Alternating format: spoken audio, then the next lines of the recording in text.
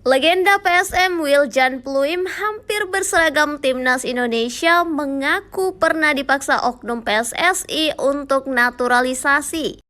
Pengakuan mengejutkan disampaikan legenda PSM Makassar Wiljan Pluim.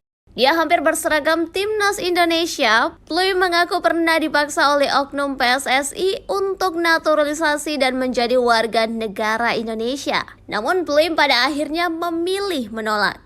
Pria pelontos itu mengungkap bahwa dia sempat didorong agar mengambil paspor Indonesia setelah memenuhi syarat tinggal lebih dari 5 tahun. Dengan status sebagai pemain lokal, ia tak lagi masuk kuota pemain asing yang dinilai menguntungkan bagi klub. Dalam keterangannya, Pluim menyebut tekanan tersebut datang dari berbagai pihak. Ia bahkan dijanjikan sejumlah keuntungan jika bersedia mengganti kewarganegaraan. Namun ia menolak karena mempertimbangkan konsekuensi besar yakni kehilangan status sebagai warga negara Belanda.